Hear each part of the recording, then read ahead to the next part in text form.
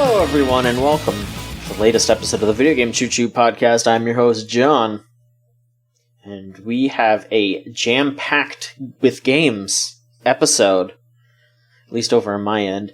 Solon, you're here with me. I am here. I am also jam-packed with games. I actually am complete arcade cabinet, and I have 5, 6 if you count some of the mini games inside of me. Which games are they? Can you name them? Only ones that were around me that I could fit in my mouth. So I could not get any N64 games, and I could not get any CD-based games. Okay. So we're talking like GBA games, maybe? Really Game Boy Advance games, because they don't have as sharp of edges as the Game Boy games. Of course. Yeah, I mean, I'm just looking to my left and here. How about Tales of Fantasia, the Game Boy Advance Mario Kart game, the Switch games. I got Mario vs. Donkey Kong for you. Here you go. Oh yes! The Switch games were icky, so I couldn't use the Switch games either. Thank you, Solon. As an arcade game, as a cabinet, I suppose, what are your opinions on the growing trend of barcades? Do you think that's a good thing, or do you think that the fear of getting a beer spilt upon you is far more frightening than any potential revenue? Well, it's great, actually. That part of things, like the social aspect of the barcade and getting to like actually drink alcohol is great. I'm used to being in children's arcades where the only thing I drink are like sugary, non-caffeinated beverages. Juices. Oh, how foul! And so whenever a bar patron spills beer on me, that's a little for me and a little for them. Like little hair of the dog there, you know? Yeah. So we all get a little love in that interaction. All right. Dig it. The only thing, the bad part about it is that I feel a little weird thinking that me and all my friends will die in a bar someday. It's fucked up. But it does make you think. Yeah. I went to an arcade recently. There was a brand new arcade that opened up right down the road from me, like 5 minutes away. Oh, and you got to it? I got to go check it out. It was $17 for the whole night. Whew, all right. Not bad. Not bad at all. And they had some really interesting cabinets. They had Sunset Riders, which I played all the way through. Sunset Riders. That was fun. They had every version of Street Fighter 2. And, original. Okay. Champion Edition. Hyper Fighting. And they had Rainbow Edition. Do you know what Rainbow Edition is? No, I don't. It is an incredibly stupid ROM hack version where all the characters are just broken beyond repair. Ooh, so like some Project M kind of but Street Fighter 2 style? Crazier than Project M. Like Ryu's Hadokens can go across the screen immediately. You can have you can fill the screen with sonic booms, hundreds of them. You can just teleport around the screen. It's great. It's hilarious. It's definitely a fun time to just fuck around with people and play that. So it's Salty Bet in real life. Yeah, basically. You get to control the bets that are salty. Not only that, but they had a Play Choice 10. I'm again going to ask, do you know what a Play Choice 10 is? No, please explain that to me, though. Is it 10 plays that I can choose between? I mean, kinda. You made you were joking earlier about an arcade machine that just had games added in there. The Play Choice 10 was a Nintendo arcade machine, but instead of just running your standard arcade boards, they just uploaded NES ROMs onto the arcade machine, and you could swap them out whenever you want, and it was up to 10 of them, which is why it was called the Play Choice 10. Oh, that's great. One of the games on there was Punch-Out, and I played a shit ton of that Punch-Out. It was the Mike Tyson Punch-Out, and I beat Glass Joe fast enough to tie the world record. What? Yeah. I didn't get it recorded because I wasn't trying to, But I took a picture of it when I did it because I was like, "Oh, hey, look, that's me. I did that." And then I Googled it after the fact, and I saw that the world record was 42 seconds. And then I looked on the screen, and I got it in 42 seconds. So how does that feel, John? Do you feel the energy of a world record holder? A little bit. I mean, it's honestly not that hard to get the world record. Like, it's one of the most tied world records. For a god like John, it's not that hard. It's still really funny that I was not trying at all to do that, and then I just checked later, and I was like, "Oh, hey, cool, nice." I wrote on that for a couple of days. I was like, "Damn, I'm not bad at Punch-Out. I still can't beat it though." Did you get past Soda Popinski? No, that's who I start to have trouble with. He's tough. I feel like I might have, when I was way younger, might have gotten past Mike Tyson, but I don't know. That might just be me trying to remember, trying to inflate myself a little bit, being like, "Oh, you totally beat Mike Tyson a while ago. You should try to do it again." But whenever I play casually, I usually just get up to Soda Pop, and then that's basically it. That's exactly me, but with Bubble Bobble. I remember distinctly going through the secret ending route thing that gets you to the last 5 levels of the game so you can actually beat it. Mm-hmm. I remember doing this with my dad as a kid. And now every time I've ever played it, it's I get to 30 and I'm like, this sucks. I'm bored. And I'm exhausted because it was very difficult. How did I do this as a kid? Yeah. I don't know. We just used to be better at games. Now we're old, crusty world record holders. I just need to look up the strats for Soda Pop because that's kind of what I need to look into.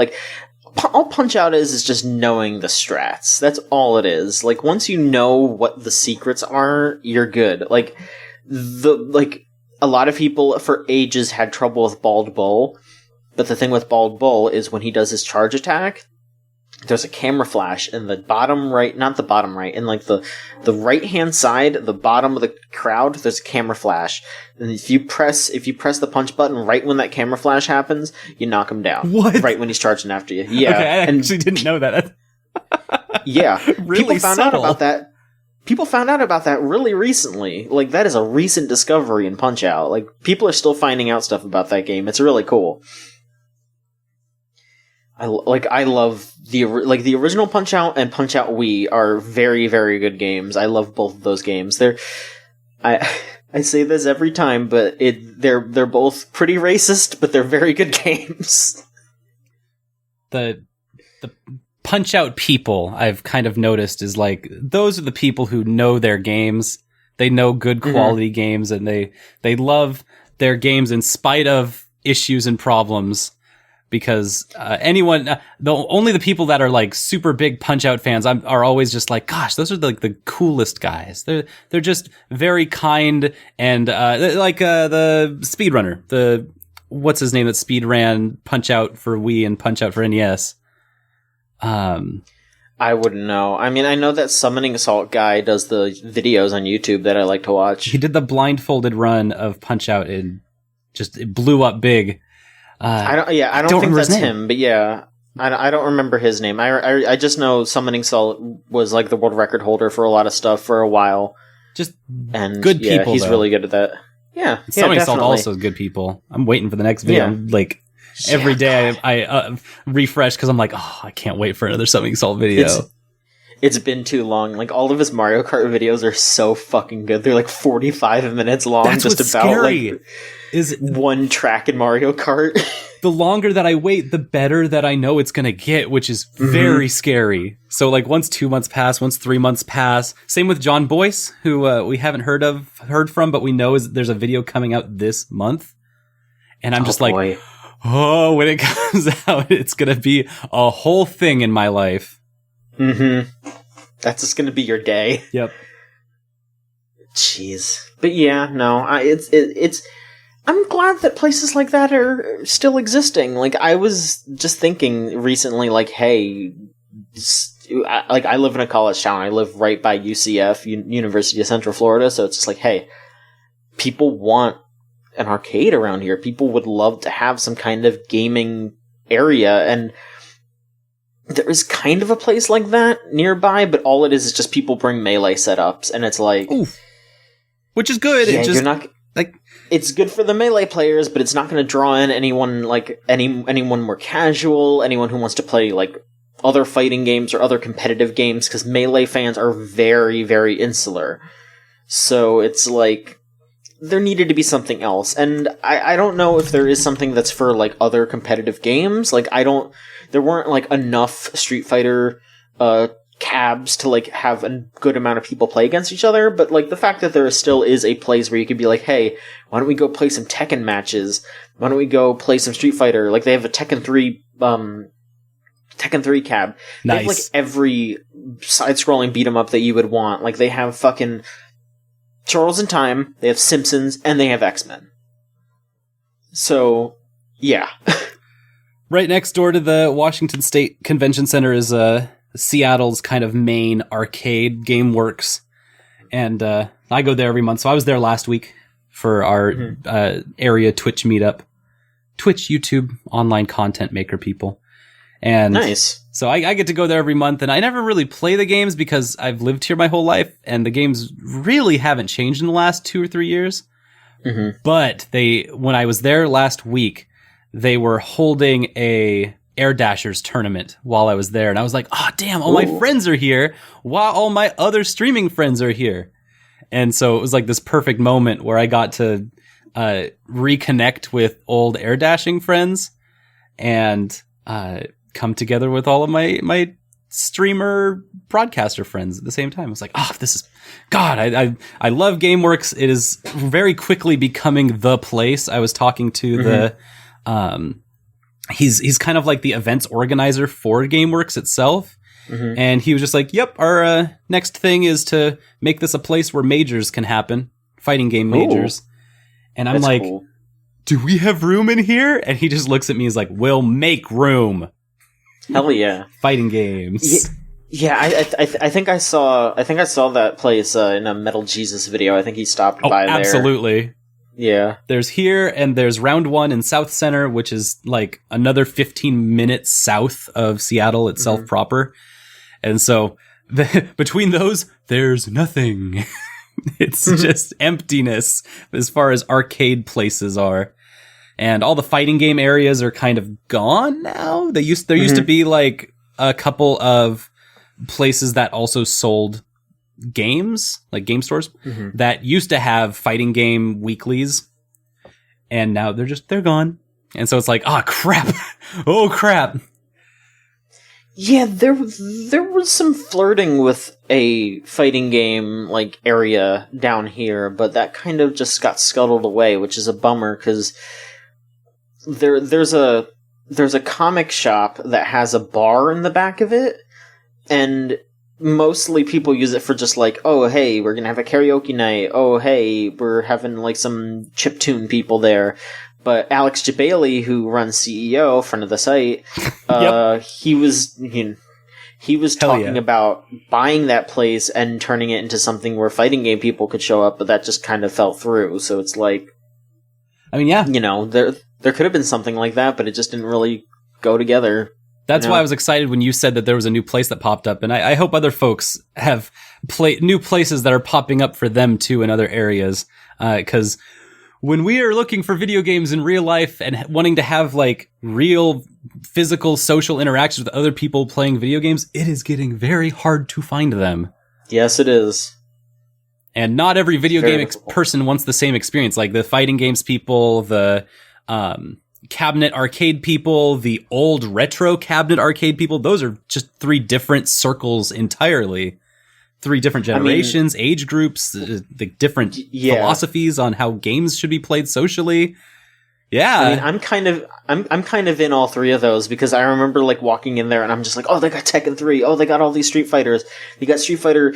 They have fucking Street Fighter 2. They don't have, they have Street Fighter 3 Second Impact. That's what they have there. They don't have Third Strike. They got Second Impact. Okay, there, which is pretty funny. And then like they have Street Fighter EX, which is really cool. And then like you go in the back a little bit and it's like, oh yeah, here's like they have Versus Castlevania, which was the like slightly harder version of Castlevania that they put out in arcades to try to get quarters out of you. Nice. That sounds like Konami. Oh, that's fucking cool. And then you go a little further in the back, and they have an original Space Invaders cabinet. Like, one of the ones from the 70s. It's all wood. With the knobs? Gorgeous. Didn't they have Yeah, with the knobs. With the knobs. Excuse me, with the knobs. With the knobs. Yeah, it was amazing. It was so cool. It was definitely worth, it was worth the money. It was a nice night out. I got to hang out with some folks, and I just had a good time. It was super fun. John, I missed you. You weren't here last week, and so I'm really glad that you had a really great week. Oh, yeah. I mean, that's, I came back from visiting my grandfather, and that's why I wasn't there. And then I was just like, all right, now that I'm done hanging out with Pep, I'm gonna go check out this arcade. And then I had a good time there, so that was fine. We're also coming into family season because the holidays are coming up. So, absolutely. Good luck to everyone. Yeah, hopefully you don't need it, but if you do, good luck out there. We'll be there for you if you need to. Yep, it's all good. So, why don't we talk about what video games we've been playing? Because I played 2 big new releases. Yeah, you've been busy, and I'm really excited to hear about it. Yeah, I guess I'll just go ahead. So, the first game I played was I got the Spyro Reignited Trilogy. There's a review up on the site already, if you want to go read that. You already put the review up. I'm like, God, you put work in this week. Yeah, well, I might have... Did you 100% it? Did you already finish it completely? So, I put my hands on Spyro 2 and 3, but I have the Platinum in Spyro 1. Yeah! I got 120%, I got all the skill points, I unlocked everything. I did Nasty's loot, everything. So... that's it. I did what I like to do. I that's something that I do all the time. Like I pointed it out in the review, like for a while there, because there was a point where Sony accidentally let you download Spyro and Crash onto your Vita, which they're normally not supposed to, because I guess because of some licensing issues or something. But they accidentally let you do it for a short amount of time. So I did that real quick. So I have Spyro on my Vita forever now, as long as my memory card doesn't go out. That sounds like the Vita. What a mythical machine. But, so I have Spyro on my Vita, and for a while, if I ever just gotten really down in the dumps and just too far into my head, I would just grab my Vita and I would play through Spyro again. Just complete it. The entire thing. And that just helped me out. So I've beaten Spyro the Dragon, the original Spyro, 7 times, maybe more. So if you're going to ask somebody to review the Spyro Reignited Trilogy, the remaster, to tell you what changed and all that, I'm your guy. That's awesome. Last year we did Until We Beat Spyro. We played all 3 Spyros because we just happened to have them on PS1, and we 100%ed all of them in one sitting. And good. It was just bang, bang, bang. We did that in, I think it was 30 hours or something. Mm-hmm. And it was just a delightful time. And so I've been stoked to hear about Spyro Reignited. Did it live up to all your expectations? I mean, it was pretty much exactly what I expected it to be, which is just, it's those 3 games, but with the new graphics, and they touched everything up. That's pretty much all it is. It's what you would expect from what they did with Crash. It's the same thing. I did notice that there were some slight discrepancies with how the games feel, especially Spyro 1. I feel like they might have just evened it out completely, so it feels the same through all 3 games. And I guess that makes sense. But when I was playing Spyro 1, there were definitely points where I was like, this is a little floaty. I'm missing this jump when I feel like I shouldn't, because I feel like them evening it out made it a little bit of a problem, because in Spyro 2 and 3, Spyro has a hover ability where if you're about to if you need just a little bit more height to get to a ledge when you're gliding, you could press triangle and Spyro will flutter his wings, and there's a chance that he'll get back up onto the ledge. In Spyro 1, he doesn't have that, but they did add this very slight little automatic hover to Spyro 1, where sometimes it works. Most of the time it doesn't, though. So you end up missing some jumps that I checked that I totally would have made in the original version. Like, I checked I had them. I played the original version, and then I checked the reignited version to make sure. And there were definitely some very slight discrepancies, but you found jumps in the original that you were like, oh, that is actually easier to make than in this game. Yeah, and that's something that you're only gonna have to worry about if you're a weirdo like me that's played it 8 or 9 times. Like 7, 8, 9 times. But that's still interesting. That's a really interesting difference. Yeah, for sure. But they are just those games. It's everything. If you've played them before, it is exactly what you'd expect. They redid the music too. They brought Stuart Copeland in to record the music. I will be honest, it's usually pretty hard to tell. It sounds extremely similar. I think they just used more modern instruments or MIDIs or whatever they used to record it. Or they used the same exact MIDIs and re-recorded it. They just lost the old music. Well, no, crap. they have the original songs in the game as well. Oh, cool. You can switch between them if you like. Right. It would be pretty good if they actually kept the graphics too. If it was like a Halo Anniversary Collection thing, where if you just could switch between the graphics, but that's asking for a lot, and that's fine because the new graphics do look very, very good. And that makes sense because a lot of Spyro is the moods that it sets more than necessarily specific things, as in the graphics and sound all kind of just create a very emotional space rather than being specific, strict text. For sure. Some things that people really love about the original Spyro games is some of the colors. Exactly. Yep. If you look up in the skybox, especially during the loading screens, you'll see the gorgeous pastel colors of the skies that they always use. And that doesn't really translate too well in the Reignited trilogy. Sometimes it's there. Sometimes you'll look up and you'll be like, that is a nice sky, but it's nowhere near as nice as those original, just soft oranges and pinks. I always think about the Clifftown skybox when I think of a really, really nice game skybox. Just the clouds and the mountains in the distance, and it reminds me of watching Bob Ross, that's what the original Spyro loading screens and the skyboxes remind me of. And that doesn't necessarily translate because they did just try to up the graphics, and so it's more just hey, here's a sky with some clouds instead of what looks like an oil painting. But, it still looks very nice. They redesigned everything. Other than Spyro. Spyro looks pretty much how you would expect Spyro to look. He's the purple dragon that you know and love. They touched him up a little bit to make him, a little more modern, so he's not just a bunch of polygons, but you look at any of the enemies, they look great. They're vastly superior. They redesigned all the not animal friends. I don't want to make it sound like Donkey Kong Country. All your friends, Hunter and Alora, they're all redesigned, and they all have really cute designs too. One of my favorite things they did was that in the original Spyro, you had to collect all the dragons, that were frozen in the crystal by Nasty Nork. Yep. In the original, they are pretty standard, just, hey, we're these naked-ass dragons that are just standing there. Hell yes.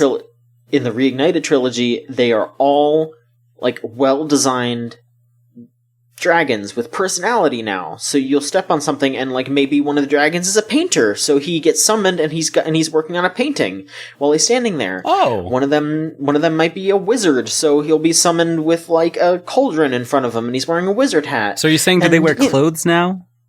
Yes, they wear clothes now. Okay. I mean, I wear clothes, so I guess that makes sense. Look, you're saying, "Oh man, it's a bummer," because it's not. Yeah. But look, I'm gonna be real with you. This is something that I have. I am not one, but I have some scaly friends, and pretty much as soon as they started revealing those Spyro dragons, they were like, "Yes, this is exactly what I want." Yes, so many of them were super stoked about like how like I guess how hot these dragons are. Yep. That's actually completely fair. I'm making a joke, but the flip side, the reality of that joke is that your furry animal friends are always hotter when they all have clothes on. Yeah, like give them personality, give them something to latch onto a little bit more. And exactly. They absolutely do that. Like Spyro 1 has like 10 times more personality than it did before. Yep. It's so cool. But Spyro the Dragon doesn't wear clothes. No. Which He's is a little naked boy. Which is not that's not as interesting. He's just a little naked boy that runs around and breathes fire and causes mischief, but we still love him. Our anthropomorphic friends are always more fun when they have things to take off. I guess so. That's the rule. That's the 34th rule. Look, Spyro is cute. All right, I'm not gonna get fucky with Spyro. He's cute. I'm specifically talking about all these cool dragons that now have clothes on. Absolutely. For sure. So something else that I found interesting was that they also re-recorded all the voiceover. Oh, really? Oh. Yeah, they got Tom Kenny to play Spyro in all 3 games. He took over the role in Spyro 2. So he's been Spyro for a while. The bulk of the run, basically. Yeah, so the original voice actor, this is just a little tidbit of fun fact here. The original voice actor was Carlos Alazraqui, who was also the voice of the Taco Bell Chihuahua, like the Loquero Taco Bell Chihuahua. Yeah. And I guess fans didn't like that Spyro kind of sounded cocky in the first game. So they replaced him with Tom Kenny, so he's a bit more just like cute and chipper, which, you know, take that how you will. Like I have fond memories of Carlos's voice in the original game, but also I think Tom Kenny does a very good job. It's so weird to hear it like that though. Like, did Insomniac like poll the people and they're like, this purple dragon guy kind of sounds like a dick. I don't know. I guess it sounds like there was some sort of fan outcry. They were just like, God, he sounds like a prick. Like, I don't know. The people rallied, changed the Spyro voice. Yeah, we don't want our cute dragon to sound like an asshole. That's kind of weird sounding though, because it also kind of just sounds like, you know, I mean, how do you compete with Tom Kenny? I don't know if he was a legend then, but he is absolutely a legend now. And Spyro, I feel like at the very least, most of the PS1 Spyro games had to have been before SpongeBob, so it's like, you know, he was definitely around, but it was pre-SpongeBob that he got this role. Right, and I don't know if he has more credits back then, but like he's a phenomenal voice actor. Oh, absolutely. He's just beyond, beyond, like god-tier voice actor. Yeah. So I guess real quick, I'll just say some negative stuff. Yeah, I want to hear it. Let's rip through Spyro. Let's hear Ripto's rage. The load screens are really long. Really? Are they really long? They're just as long as they were in the PS1. I almost feel like they did it on purpose to like be like, hey, this is how it was back then. That was the one thing that I really did want out of the game was like half the time. I want the loading screen there because like that little fly animation is still very nostalgic to me and important, but God, they take forever. They could have cut that in half or something. It takes a long time. Ooh. And the other thing is, I mean, you know, they ported the game straight, so it's not like they could have really done anything about it, but man, those flying levels fucking suck. Yay! They are terrible. Are the skateboarding levels any better? Yeah. Because they were a cool concept, but God, they sure didn't work in the first time around. I didn't have too much trouble with the skateboarding levels. Good. If you didn't notice anything, then that's perfect. Because in the original game, if you ever like ran into anything at all, you fell off your skateboard and had to restart the entire minigame. I mean, yeah, there's that, but like the flying levels just like... No, they're bad. The way... that game is not built for the flying levels. That game is built for exploration, it's built for running around, and... Yeah. I said this in the review, but I would hear arguments for Spyro, like, feeling better to play than Mario 64. Like, it just feels so good to run around and glide as Spyro. You know, like I wouldn't say it's better than like Mario Odyssey or anything like that, because Odyssey has so many years to figure itself out. But it's like they just really understood how it would feel to play as this like young dragon flying around and breathing fire and charging around. Like they really figured out how it would feel good to play, and just built upon that. So I would recommend Spyro Reignited to pretty much everybody, honestly. Like, Spyro fans and newcomers alike, I suppose. Just, and it's only $40 too. So that's basically $10 per game plus an extra $10 tax for Tom Kenny. The Tom Kenny tax. Tom Kenny. Yeah, the Tom Kenny tax. There you go.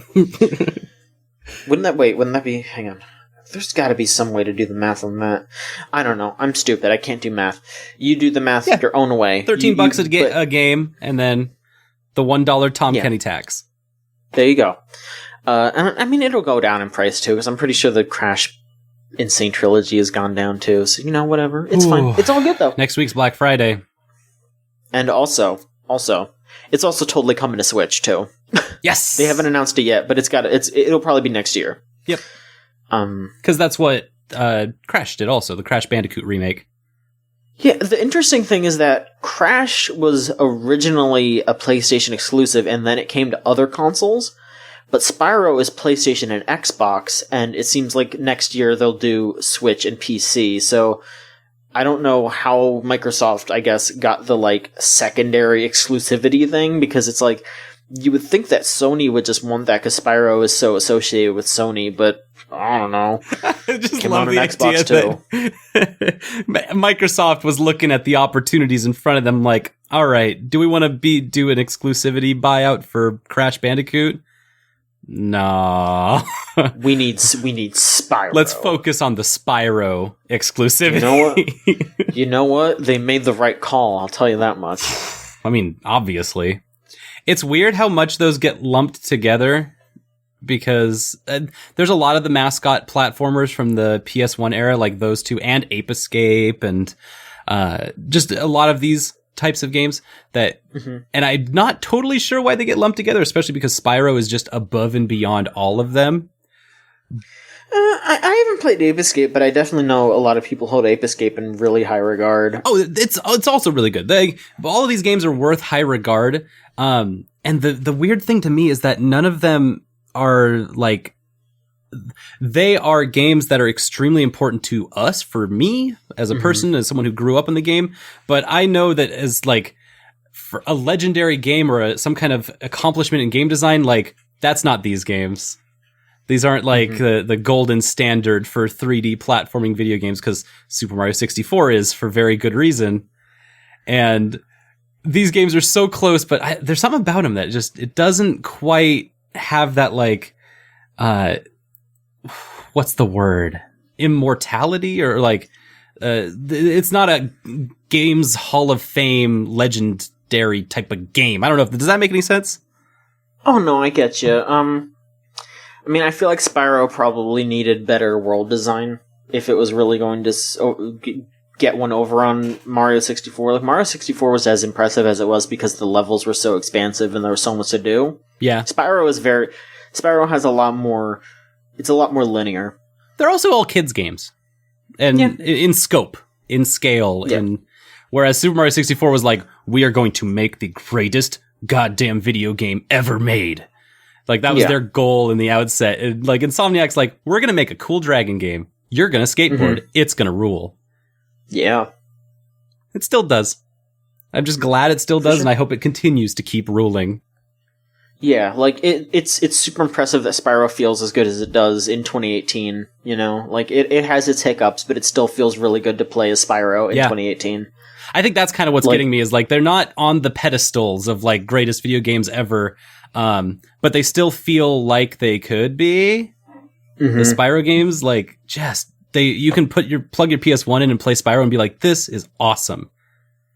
Unlike another PS1 game that you've been playing lately. Oh, well, I mean, yeah, I was gonna say, like, something that I can compare Spyro directly to is Medieval, which, you know, we've been doing our weekly streams. I finished it. I finally finished it. And, God, that game is aged like fucking sour cream. It's aged like Zach's gamer goo. it's aged like fucking, I don't know. It's aged like a lot of things. It's fucking really bad. You 100%ed it. I got all the chalices. You never have to play it again because it's marked on your tombstone. Has 100%ed all of Medieval for PlayStation 1. I finished Medieval and Spyro in the same night, so that was a real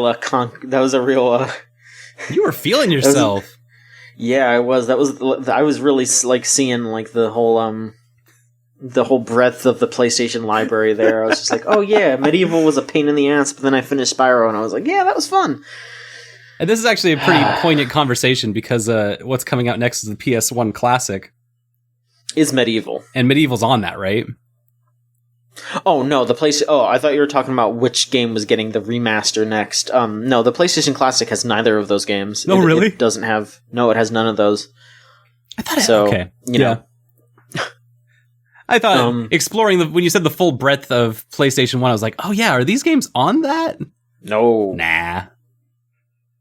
You can play Cool Borders on there though. Oh, yeah. Yeah. They couldn't even get Medieval. Yeah, Medieval. Yeah, I mean, they keep saying it's a remake and not a remaster, which, good, that game needs to be rebuilt from the ground up.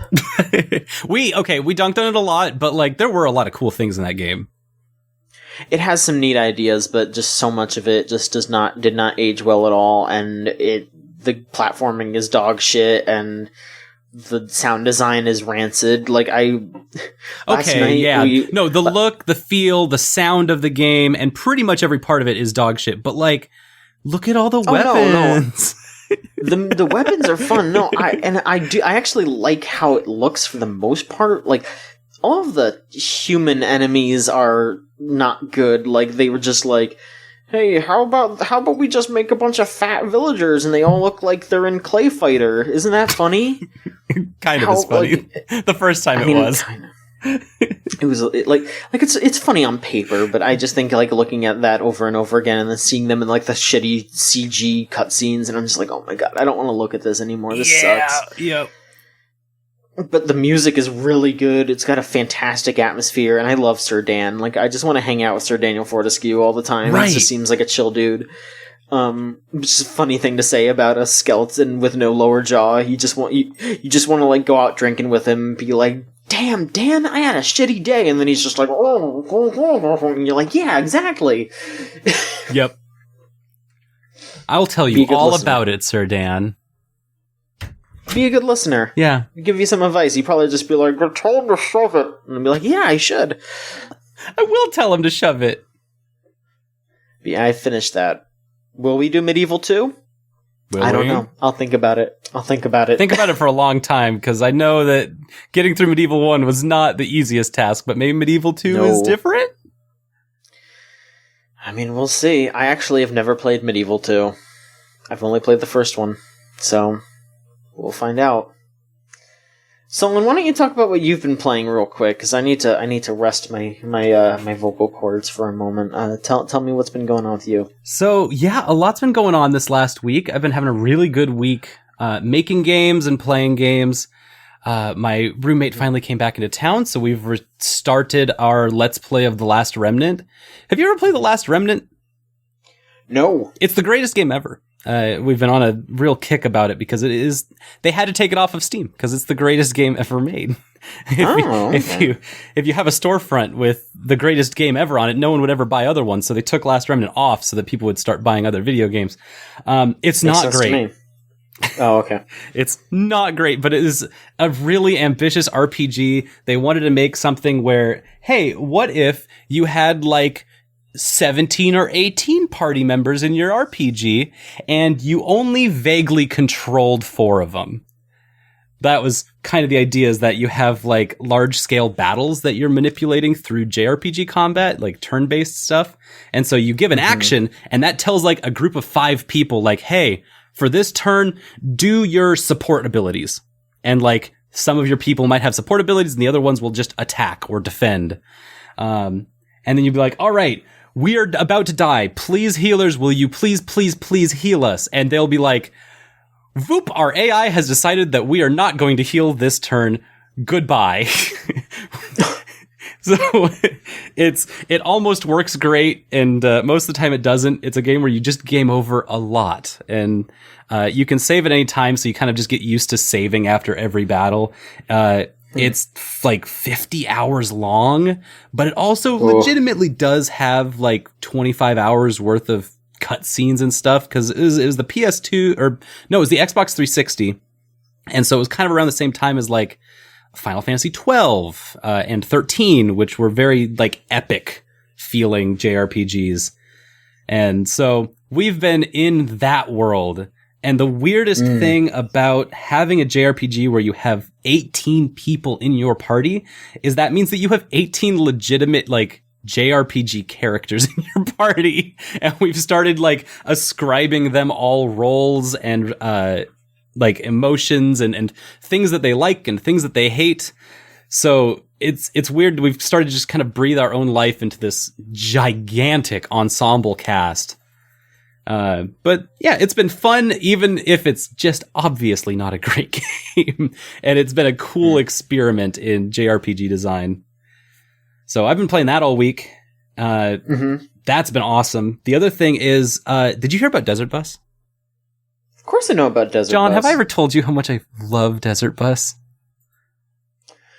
I don't think so. Why don't you tell me a little bit about it? So my heart swells every time Desert Bus, you can feel like the friction in the air, like the atmosphere changes, because when Desert Bus like starts getting ready, you're like, oh, there's gonna be an entire week dedicated to just good feelings and nice vibes, and then a whole bunch of money is going to happen, and we don't know how or why, but it just does. And that happened this week. Desert Bus is the charity for Child's Play that raises money to bring toys to sick kids in children's hospitals around the world. They kicked off their bus last week, where they played the worst game ever made, Desert Bus, for charity, as long as people donate. And so this year, they played it for a record-breaking 160 hours straight. Holy shit. And they ended up raising over $700,000 for charity. Holy shit. They broke literally every record. This is their 12th year doing it. And I've been there since I think the third one, just kind of following the bus as it has grown. And this was supposed to be their cool down year. They spent a lot of the time talking about like, hey, we broke our record of how much we've raised every year except last year. Last year was the first year out of 12 years straight that we didn't break our money raising record. So we're just going to take it easy this year.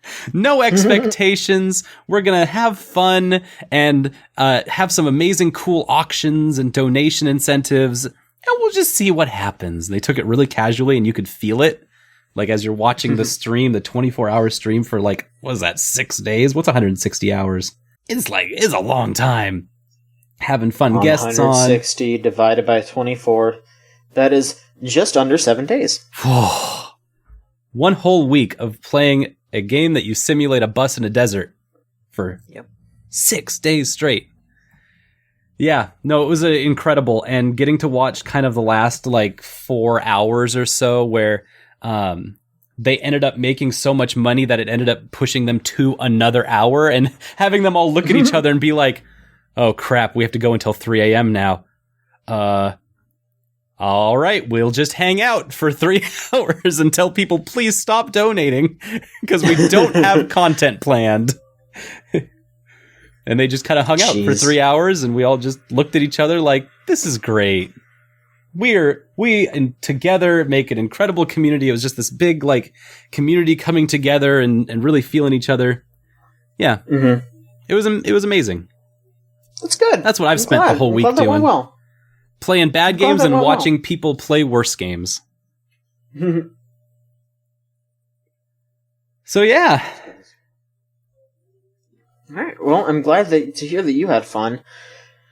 So, The second big game that I got into. Yes. I just got this today, so my opinions are maybe, how you say, not exactly well-honed, but I picked up... Yes, they are small child. Little small child opinions. Come back to me next week, that's what I'll say. I picked up Pokemon Let's Go Eevee! Let's go? Let's go! Let's go! So, I'm gonna ask you, which one would you get? Do you like Pikachu or Eevee more? Nintendo knew how to, like, just really fuck me up. How do you choose between Pikachu and Eevee? I did pretty easily. My gut immediately is like, well, Eevee has so many options and is very cute, and you can do a lot with Eevee, but also Pikachu. Pikachu's this amazing. Eevee doesn't evolve. This Eevee doesn't evolve, and neither does the Pikachu. So that's that okay. I'm even just thinking, like, you can do so much with the hair, with the fur, with Eevee. Like, Eevee looks adorable all the time, but Pikachu also has a lot of personality and a lot of spunkiness, but also is a kind of dangerous Pokemon, which was kind of the point. Eevee is very safe. Eevee has no rough edges or sharp pointy bits. Eevee is for child. Eevee is a child-proof Pokemon. God. I'm now imagining like child-proofing your Pokemon. Like you're at home and you have a kid now. They're like 6-7 months old, and you're like, crap, we're gonna have to child-proof our Rhyhorn because that's not gonna be good. Rhyhorn, listen, I love you, but I do not need you impaling my kid. Yeah. Please stay outside. I'm just gonna put a little rubber ball on the end of your horn, Rhyhorn. Right. Wait until he's a little older. Sorry. God, yeah, like, oh boy, I had to win the Pokemon League with this Houndoom, and now I have a kid. Not as metal as I used to be. Team Rocket's growing up again. So yeah, I know I'd pick Pikachu. My answer is Pikachu. You're the opposite, because I got Eevee. Let's go. Let's go. So, for those of you who perhaps don't know, Pokemon Let's Go Pikachu and Let's Go Eevee are remakes of Pokemon Yellow? Yep. I guess is the best way to describe it. Which means that this is the second remake of the Kanto games. Oh, right, so after Fire Red and Leaf Green. Yeah, this is the third time they've made a Kanto game. So, it's a little boring that they did that, but honestly, I'm having an okay time with it.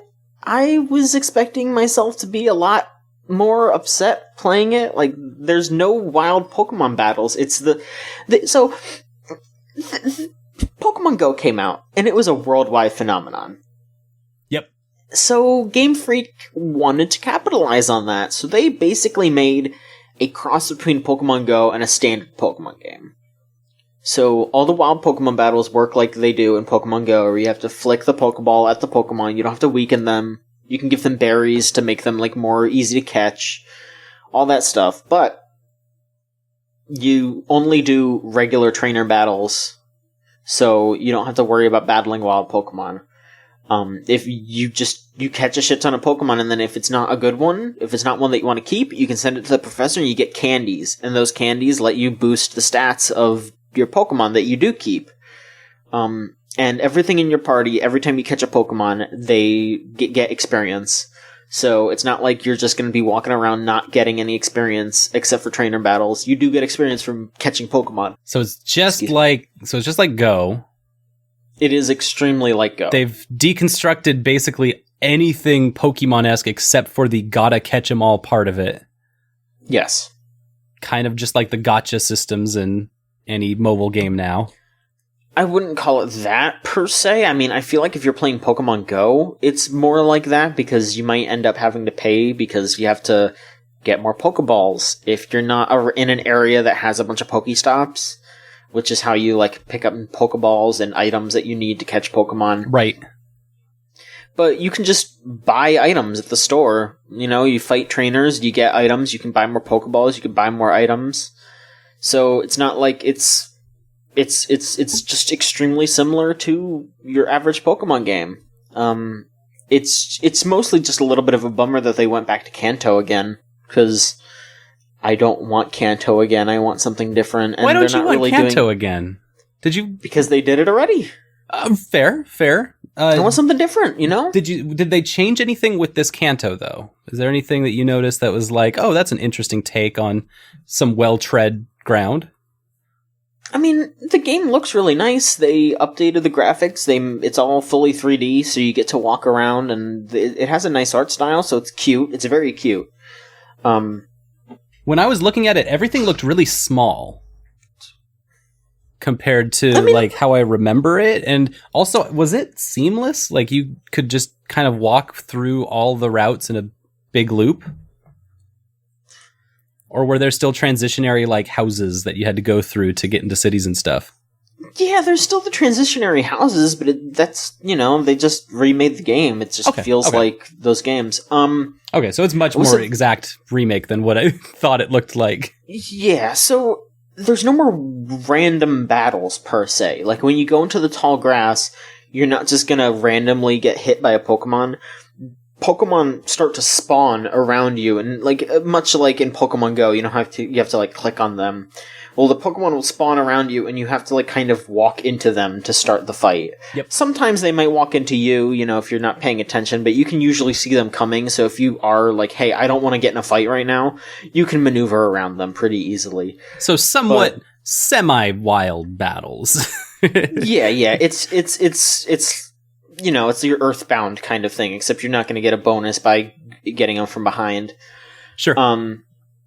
It's okay. I don't know. I might be a little more forgiving just because I've been having such an itch to play a Pokemon game, because Pokemon comes out every year, and it's been a year since Ultra Sun and Moon. Is there any further application of this game that we could see, like, you know, in the other Pokemon games, you can trade and battle between newer versions or older versions? So, is there anything that I can do with this game that would make it worth my time beyond just playing it if I don't want to just... If I'm not interested in playing Red and Blue again? I mean, that kind of depends on what Gen 8 is going to be like, because this is the first Switch game. Oh, true. It doesn't talk to the 3DS games at all. But what it does talk to are two different things. One of the things that it talks to is actual Pokemon Go. Once you hit Fuchsia City, which is like the 5th city, the 6th city, I think it's the 6th. Yeah, 6th city, with Sabrina in it. Yeah. No, Sabrina's in... Yeah. Sabrina's in Saffron. Saffron. Fuchsia City is Koga. Yeah. But once you hit that city, there is, I guess it might be the replacement to the Safari Zone. There's just a place where you go, where you upload your Pokemon from Pokemon Go, and then you can recapture them in Let's Go and use them. But the only catch is they have to be Gen 1 Pokemon, so it's not like you can start transferring like Gen 2, 3, and 4 Pokemon, even though those are available in Pokemon Go right now. They can't be used in Let's Go, because it's all just Kanto Pokemon. Yep. The only exception is that Meltan Pokemon that we mentioned a few weeks ago, which I guess you're going to be able to start to get in Pokemon Go. Like, you have to catch it in Go and transfer it to Let's Go. Which I don't know exactly how they're doing that. I think they just started like the quest line for you to do that, but I haven't really looked into it. I might look into it. I might walk around town tomorrow just to like see if I can start the quest, because hey, that might be a fun thing to do, and I need some exercise. Yeah. Go take a lap and see if you can catch yourself a Meltan. Yeah, I'll walk around campus tomorrow, just, you know, see what's up. They've got to have a Meltan event coming up if they haven't started already. I mean, the game just came out. I think it did start. Like I looked on Pokemon Go like right after I picked the game up, and like the professor from Pokemon Go was like, I need you to help me find Meltan. Here's what you need to do. Go to 5 Pokestops, catch 10 Pokemon. Read the 10 numbers on your credit card. Don't forget the 3 numbers on the back. and the expiration month and year. No. Yeah, it was just the dude from those videos. He just showed up in like a full Professor Willow Professor cosplay. Willow here. Yeah. Professor Willow needs your help. But the other thing it talks to, which is something that I also picked up, because I feel like I should say, I am not super rich, so don't say, hey John, you spent like $140 on games this week. I did, but I'm gonna be recouping $100 of it because Pokemon Let's Go is going to be one of my Christmas presents, and my dear old mom is gonna pay me back for it. And the funny thing about it is she was pissed that I bought something, or I'm opening it like now to review it. So I have to bring the box and the game and the Pokeball to my parents' house during Christmas, and I need to wrap it up and put it under the Christmas tree. Oh my god. And you have to also act surprised when you open it, and no, I'm not going. I'm not, no. I don't want to hear my mom's friggin' sass mouth, but also I'm not gonna be an actor for her. All right, she needs to pay me for that. That's really weird, but also really cute. Thanks, John's mom. Anyway, so as okay, I was saying, most important part. You got the ball. The Pokeball. You got the ball. Normally Big the ball goes John. Normally the ball goes for $50, cool. But if you get it in the bundle, it's only $40. Like Spyro. I guess so. So you got a legit Pokeball. It Bluetooth connects with your Switch. It is technically a Switch controller. It connects with your Switch, and it can also connect with Pokemon Go. So here's a list of the things that it can do. You can just straight up play Pokemon Let's Go with it as your controller. Because Pokemon Let's Go is a Pokemon game, so really all you need is like a button to press yes on or to pick attacks. You need a controller to like a stick to move, and you need something to like back out of menus. That's really all you need. So that's what the Pokeball Plus does. It has 2 buttons and a stick on it. The button on the front of the Pokeball is the stick, but it's also a button. So if you click in, that's the A button. There's also a button on the top that is basically your backing out and your pause menu. So, you press it to go into your pause menu, you can press it again to back out of the pause menu, that kind of shit. Okay, that's cool. It's fucking wild, and my brain doesn't really want to, work properly with it. Because when I use a game controller, I move the stick with my left hand, and I press buttons with the right. So I was trying to just use my right hand, just hold the ball in my hand and use it. My brain doesn't want to do that. So I end up holding it like a fucking squirrel holds an acorn. You just gotta, cup it in the hands? Yeah. I cup it in my hand, and I move the stick with my left hand, and then when I have to click on something, I just click it in with my right thumb. Because that's how my brain works. So I'm already imagining that it sounds like a month from now, it's going to be Christmas time and you're going to be with your family and you're going to have to prove to your mom that you really like your Christmas present, and you're just going to be curled up with a little blanket around you playing with your acorn yeah. on Christmas Day and be like, thanks, Mom. Hey, Ma, check this out. I'm the Pokemon Master. Look what I did. She's like, oh, my boy's playing with that nut again. So... That's kind of cute, though. The other things that it can do 2 other things. You can do you remember the Pokewalker? Yeah. When Heart Gold and Soul Silver came out? I have one in my car. It's dead and will never be revived, and I have no idea what it does. So the Pokeball Plus also basically does that. You can load a Pokemon from Let's Go onto the Pokeball and bring it around with you.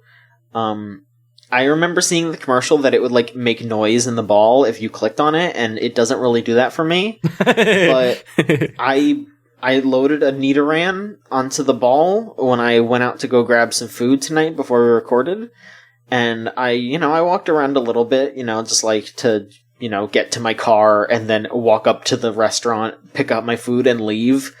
Did they know that you were loaded? That you had a Pokemon with you?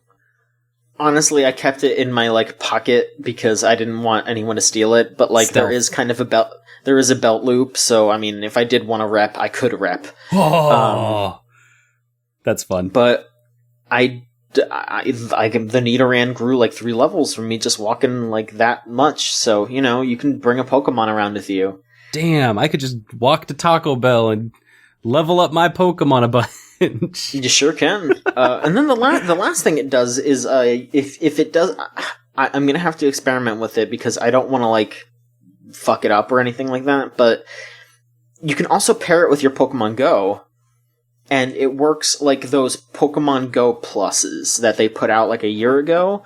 Those like wristbands so that way if you walk by a Pokestop, it just automatically collects the items for it. Yep. Those are really cool, by the way. I don't know if you've gotten to see one, but they're very helpful. I never really got that much into Pokemon Go. I feel like if I did, I would have picked one of those up because that seems like the only way to really do that while being like a normal person. But I guess now I have one, and maybe I can get a little into Pokemon Go, because that just seems like the way to do it. Just, oh yeah, I'm gonna walk by these Pokestops, and hell, maybe I could just drive by them now. Yep. Like, if I'm driving by a Pokestop, I could just have my Pokeball, and then it'll pick it up. So, that's fine. When you catch a Pokemon in the game, it makes the Pokemons cry. It comes out of the Pokeball. Aww. When you plug it into your Switch, it makes the, like, dun dun dun dun dun sound from the Poke Center when you charge it. So, there's just cute little things about it. That's really cute. It's not worth $50, though.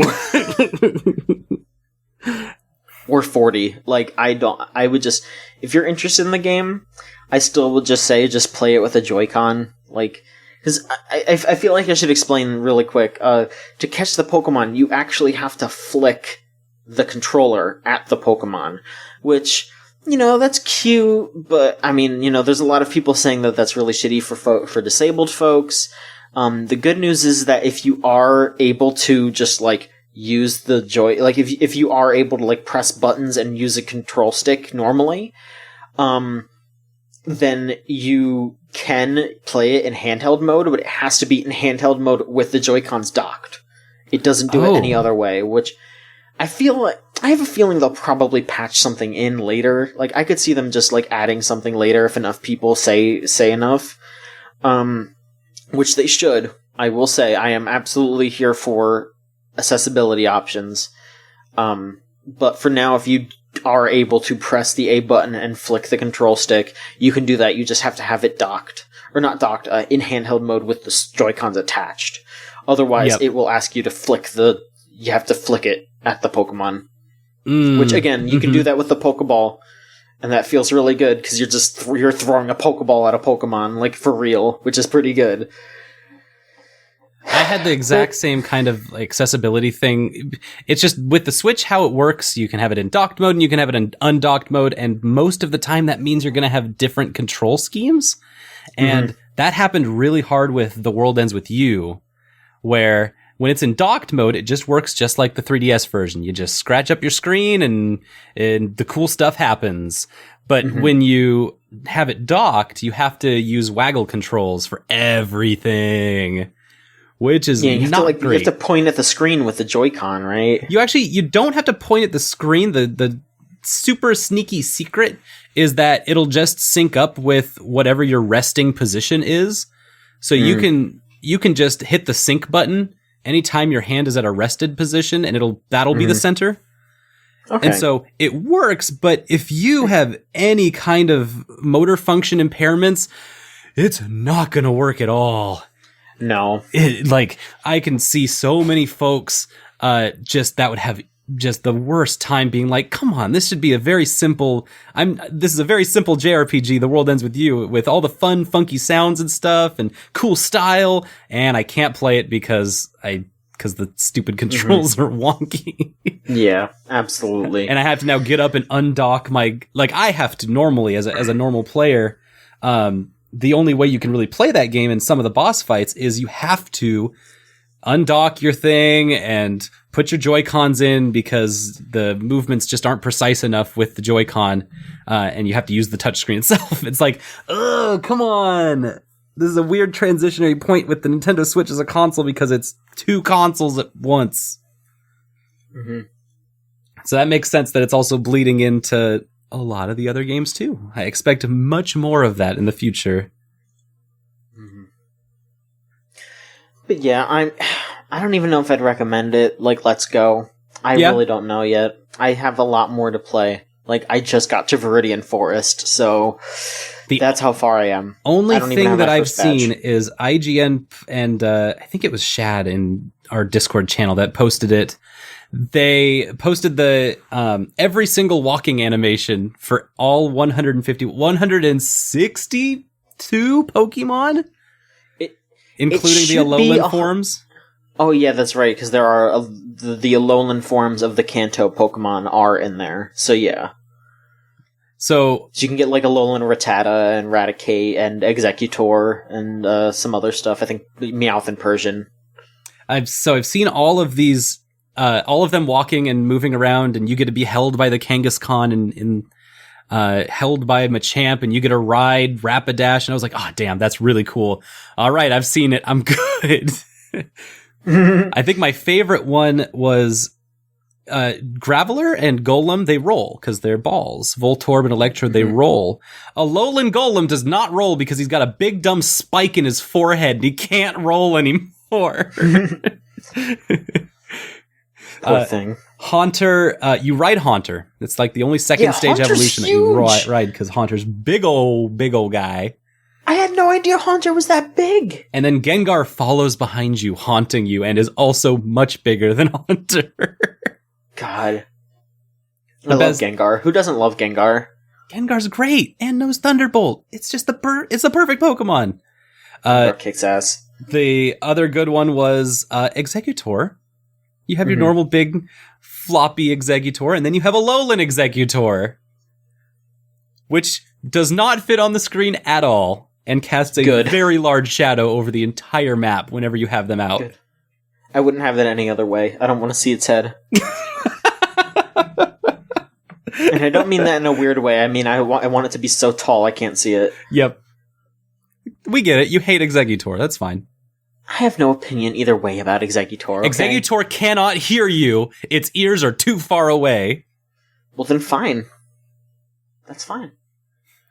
Solon, yes. How about you tell us about the other wild fucking Pokemon thing that happened this week? It's been a good week for Pokemon.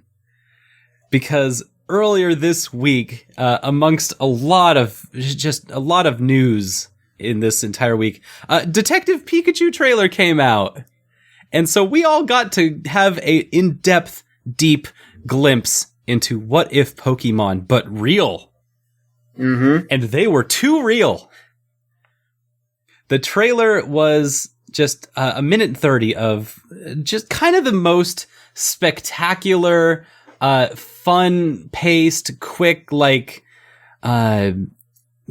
teenage age range, like aiming kind of like, it's like a Marvel trailer is what it is. It had this like epic scope to it where it's like, let's introduce our hero and the Pikachu that's going to be detective and all of the fun characters they're going to run into. And you recognize all of these just like a Marvel trailer does.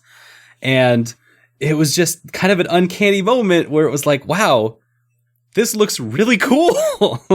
These are 3D, very in-depth animated versions of Pokemon because they were rendered by the same artist who did the super in-depth, like high-resolution what if Pokemon were real images from like 6 or 7 years ago. There was an artist that came out with these like, what if Bulbasaur and Ivysaur and Venusaur were real? This is what they would look like. And that guy now has a job where the movie is now like a living palette to show off his creations. And some of them are awesome. And a couple of them are extremely cursed. The most violent reaction anyone had was Mr. Mime. And now I've just seen so much Mr. Mime, more than anyone should ever see. And it was really funny because you've got this, like, Pokemon are real. Everyone look at all of the Pokemon. They're cool and they can be your best friend, and they'll talk to you in Ryan Reynolds voices, and Ryan Reynolds will crack jokes at you because he's a Pokemon now. And that's like some fantastic childhood wish fulfillment all in its own. And that also means Mr. Mime is real. And I'm like, oh no. That Mr. Mime part was actually pretty funny. Oh, it's hilarious. And gross. Just because it really hits you that the blue things on its head are like horns. They're horns, they're not clothes. Mr. Mime was birthed out of another Mr. Mime fully formed like that. But its hands are gloves. Its hands are textured like gloves. That's skin, John. That's skin. That's Mr. Mime's skin. Baggy skin. But I'm gonna be honest, that movie doesn't look that bad. It looks okay. It looks fun. The way that I've been explaining it is that the trailer's amazing, just wholesale, and the Pokemon in motion look beautiful, and do not pause the video. If you pause it, the illusion it won't be like shattered or anything, but like the illusion will kind of start breaking a little bit if you pause the trailer anywhere at all. It's because it's all 3D. It's not like it's smear frames like you get in other animation. It's just like, oh, that's what it looks like when it's not designed to be moving for this scene. And so I think it was most able to tell in like the Butterfree scene, where it's just like, oh wow, that's a lot of noise happening in this scene, and the Pokemon don't look great when you stop them moving. But other than that little bit, like, it's really exciting, and it's very validating in a lot of ways, like just how much of this is wish fulfillment for me, for all my friends, for all my middle schoolers, for all their parents. Like, this is going to be cool. The only other weird thing is that because it comes out like it's like this big epic Marvel movie that you should be expecting to know all the characters, there's this interesting thing where the people casted in it doesn't feel like a Hollywood film because of who's casted in it. It's a very diverse cast of young actors who haven't been in a whole lot of other things, and Ryan Reynolds, popular American actor who can be in anything and no one would bat an eye. Like, there's like Justice Smith is the main character, and he's incredible in this trailer. Just from this like tiny snippet that we get to see a lot of Justice Smith being the Pokemon trainer. He's the like, I grew up playing Pokemon and now here I am. He feels like a perfect protagonist that kind of is supposed to represent all of us collectively in one person, and it's really fun and cool. But this is like kind of one of his first big things that he's been in. I think he was also, if I look this up real quick, he was also in Jurassic World. He had a small part in Jurassic World, and that's pretty much it. Besides being, so he's a big rising star. But what was interesting about that is I don't know who made this, like who's putting this film together, but I don't know if it's one of the major studios in Hollywood. And I'm wondering who's actually putting this together. I think it's not Warner Brothers, is it? I'm like frantically scrolling the IMDb page to find something that grabs me. But I'm wondering if it's one of the Chinese or Russian studios that has been like backing this, because they've been doing a lot of amazing and interesting stuff over there. It's Legendary Pictures. Legendary Pictures, see? Mm-hmm. Yep. I think that's the most interesting part, because this is absolutely a Western movie that is not made by Japan about Pokemon. And if it's Legendary Films, that's a Chinese studio, isn't it? I think so, yeah. I hope I'm not completely mistaken. So yeah, very worldwide collective thing. Just like a thing that is swinging for the fences. Mm-hmm. That's how you get Pikachu with cat marble eyes. It's very cute. It's a little scary. It's very cute and completely different than what you'd expect from Hollywood, what you'd expect from Japan, what you'd expect from Nintendo specifically. It's different. So that's gotten me extremely excited. And seems fun. Yeah, seems fun. Mm-hmm. Hollywood's been doing a lot of stuff, actually. There's been a lot of movies lately. Yeah, so speaking of game adaptations, this just came out. This news just happened. Wait, what just happened? So there was some rumors going around about the new Netflix produced video game TV show. After the success of Castlevania. Castlevania, yeah. Yes, just like Castlevania. After the success of Castlevania, there were a lot of rumors going around. The big one that was getting thrown around was Zelda, that they were going to make a Zelda TV show. That's not the case. Oh. The case is far, far more crazy. That's crazy. That's smoking style. Wait. I'm talking about Devil May Cry. What? Is getting a Netflix TV show. Yes. What?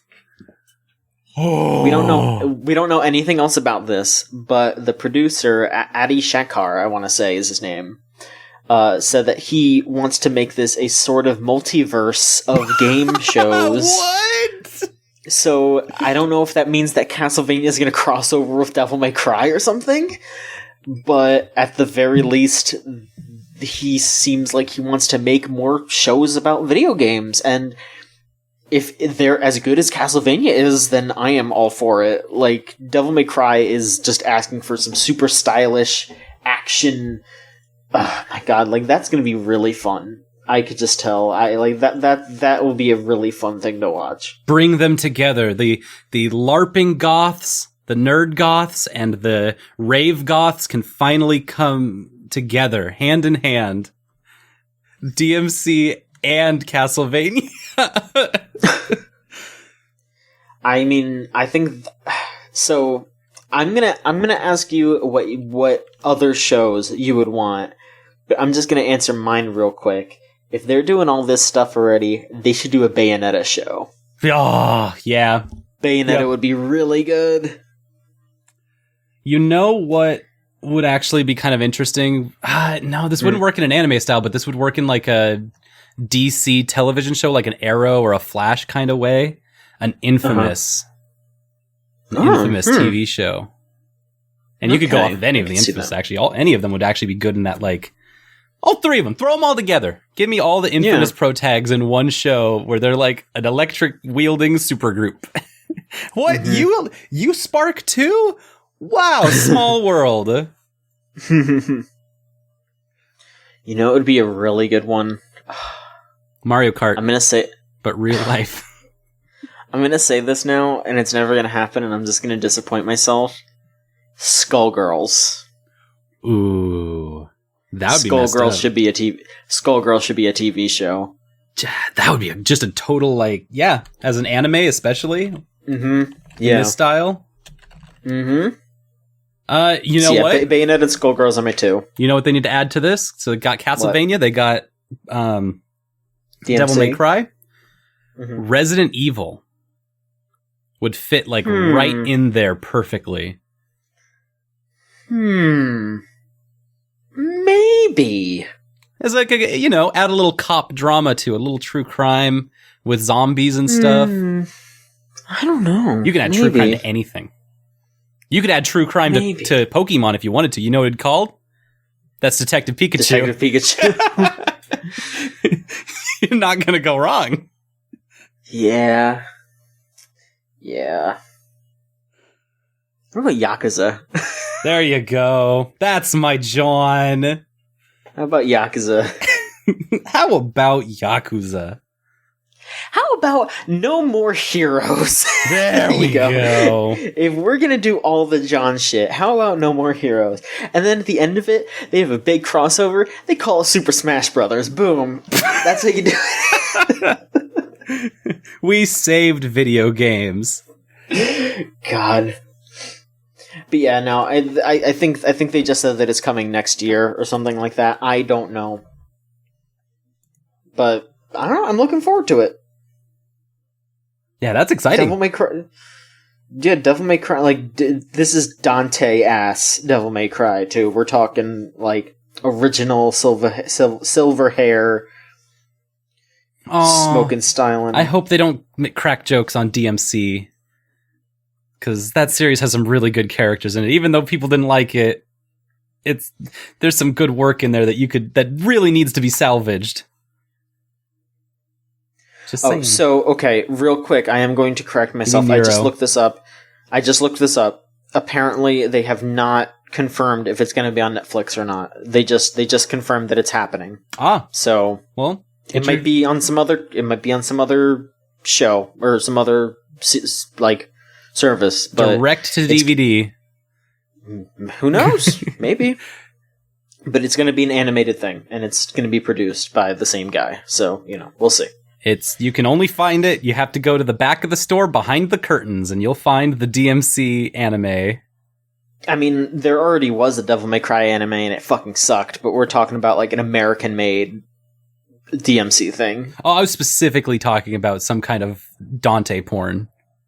Oh, I don't even know if there's that much of that. Shame.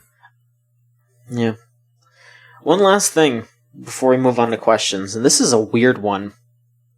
It's maybe the biggest news of the week, but I don't really have too much to say about it, so it's kind of like something just that we have drop it on us. What's the biggest news of this week in video gaming? The middle of November. Sony is not doing E3 next year. What? They're completely skipping out on E3 2019. They're not having a conference. They're not showing any games. They're not going to be there at all. They're not going to get made fun of mercilessly by gamers? I guess not. Huh. It's like they didn't want that? Well, in this announcement, Sony basically said that they don't have anything to show. No, that's not what they said. Really? They said that what they would show would basically be a lot like what they showed during this year's E3, so what? I guess they're just not going to do it. Sony? Who's your PR person, Sony? This is your moment. You could be dunking on E3 so hard, you could have some guy in like a press conference room smoking a cigar and be like, E3, don't need that. What we're doing at Sony, saying, you want to see PlayStation 5? You don't go to E3 to see that, my friend. Well, that's what the rumor is. Jason Schreier has talked to some people in the know, and it said that there's a good chance that the big reason why they're skipping out on E3 is because Sony wants to just announce the PS5 when they have the time to do that. Right. That's exactly what I was thinking too. Is that they know they're not gonna have it ready by 2019, and that's exactly the moment when you start big staging people. You just start getting on your high horse and be like, E3, screw it. That's not our jam anymore. We put on a better show ourselves for the whole internet, and we don't need E3's platform anymore.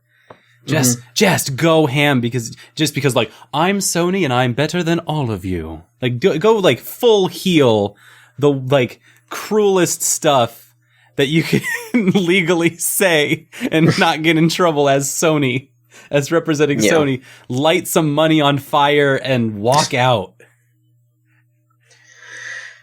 Yeah, I don't know. I'm worried about the next generation. I'm worried about the next generation. Like all these rumors that it's going to be like all streaming instead of downloads and discs. They just announced that Xbox is doing the no disc Xbox. They're just making a build that's I think that's a rumor, but there's a rumor that Microsoft is going to be doing some kind of trade-in thing where you can trade in your disc games and just download them and then have a no-disc Xbox that's going to be cheaper. That's been the rumor for a long time, too. Like, that's something that's kind of always been in there trying to be made, and they've never really landed it. But the idea is still there, is that they want this to be a platform for streaming content as opposed to... they don't want you to have physical content at all, which is super surreal and very dystopian. It's very wild. The next generation's going to be super fucked up. It kind of seems like it. I guess we'll see in 2 years. Especially with Sony just announcing it, just dropping it like, we really can't afford to go to E3 this year. We don't really have much to talk about. Like, that's weird. It doesn't sound like they're like meekly shying away. They're basically just like, yeah, we have Death Stranding, we have other stuff, shitty zombie games that do not need to be named. More samurais.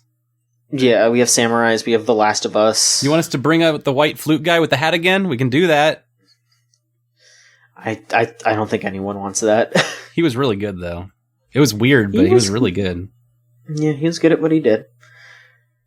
But yeah, I guess we'll see how that shakes out. But E3 is also pretty readily becoming less and less relevant. So who knows how long that's going to last.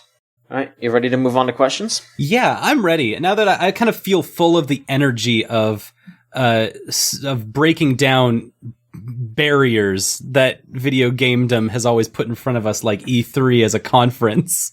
I wonder if... Sure. I bet these questions coming up are really going to help us make that leap. Let's break down some barriers with these questions. All right. Let's break down our ego barriers and just become beings of light. Full pro.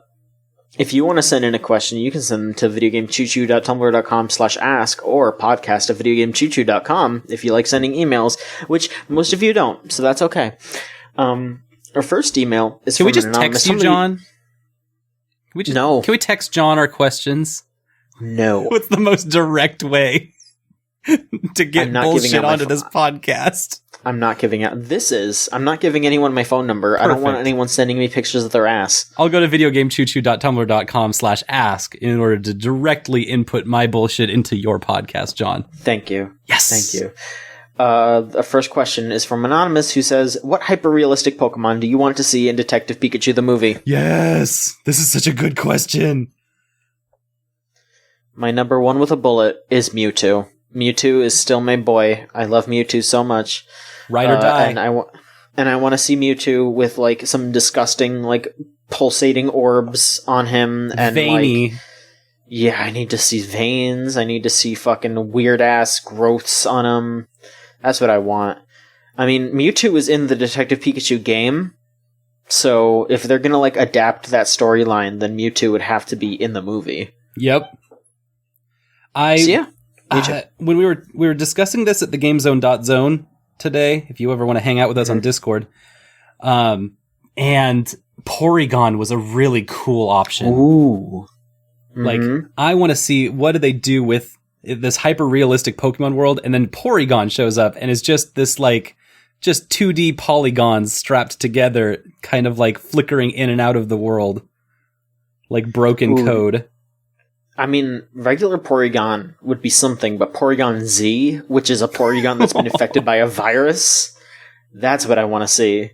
Non-Euclidean Porygon. Yes. 4-dimensional machines. I also want to see, like, Onix and Steelix. I want to see how they do that. Yeah! Or Gyarados. I want to see Gyarados. I want to see just, like, big-ass Pokemon, like legendaries and, like, super big ones, like Dragonite and shit. The one that's going to surprise me is the moment that I see Dugtrio. That's going to be the most surprising one, because it's just going to pop out of the ground, and you're not going to see it coming, and then boop! It's going to go, Dugtrio! And you're going to be like, shit. Even better if it's a Lowland Dugtrio with the hair. Just whoosh, whoosh, whoosh. Very good. Steel hair. Mm-hmm. Our next question is also from an anonymous user who asks, why are so many people horny over the Satyr and Kangaroo in the Spyro remake? Why is anyone have to go about back anything? So we're going to have to go back in time to the ancient days of Greece to really understand why people are so horny over the Satyr and Kangaroo in the Spyro remake. It's because satyrs and kangaroos are horny creatures. Yeah. You played Spyro.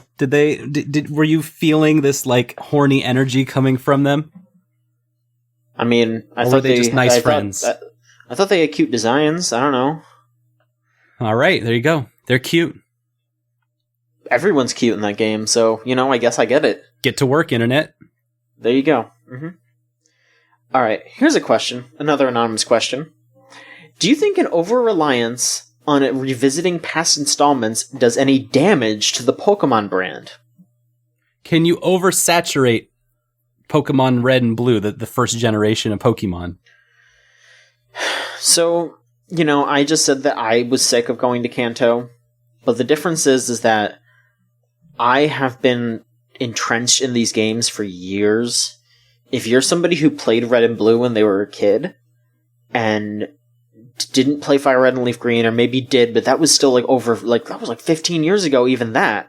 Maybe not that many, but 10 years ago, something like that. That was a while ago still. It's been a while since we've gone to Kanto, and it's not that big of a deal. They put out Pokemon Go with just the Gen 1 Pokemon, and, they make references to Gen 1 more than anything, but it's I don't think it's diminishing the brand, because they still put out new gens, they still, advertise the new Pokemon in, the show, you watch the anime, and it's all oh, here's the new Pokemon that they introduced, and, there's times where I wish that they would go a little further, all the Alolan Pokemon are Pokemon based on Gen 1 Pokemon, there aren't really any Alolan forms of, there's no Alolan Ladybah, there's no Alolan Vanillish, where it's where instead of an ice cream cone, it's shaved ice. There you go, that one's free, Game Freak. That would be awesome. But, that they do lean on Gen 1, but I don't think they do it enough and as often as need be, so they can draw in old fans, but not enough that they annoy them. Right, and the important thing is you got to think about this logistically, because anytime that a new Pokemon thing comes out, Pokemon Go, Pokemon Let's Go, Detective Pikachu, anytime a new thing that's not a main Pokemon game comes out, what's the first thing that has to go in it? Well, the first 150. And so that always means, especially with the case of Pokemon Go, 90% of all the people who've touched Pokemon Go played with the first 150, and that's pretty much it. And then only the hardcore fans, the people who really got into that system and liked that game, will be able to see the second gen and the third gen and the fourth gen get introduced into the game. Likewise, the other way that you look at it is the people that have been hit with the same 150 original Pokemon over and over.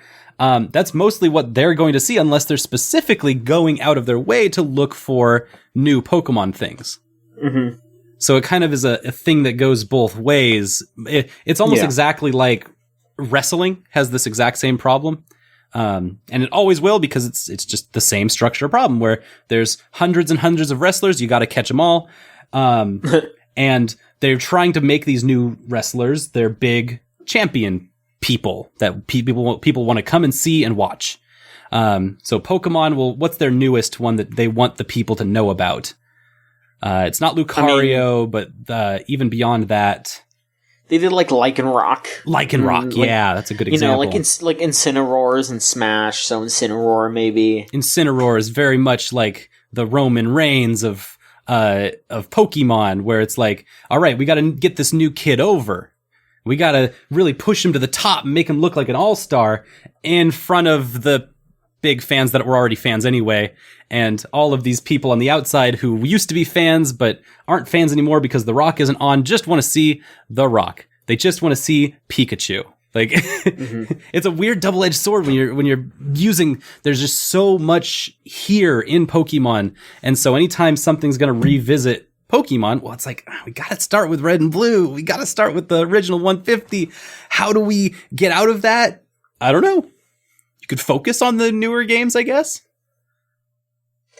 I mean, I almost feel like what they're doing right now is maybe the best thing that they could do, in that they're trying to draw people in with this gen, with Let's Go, but they're gonna do the more hardcore Gen 8 next. They're going to do the standard Pokemon game. So they're going to bring people in, they're going to ease the newbies in, and then next year is when they're going to be okay, you know how this works now.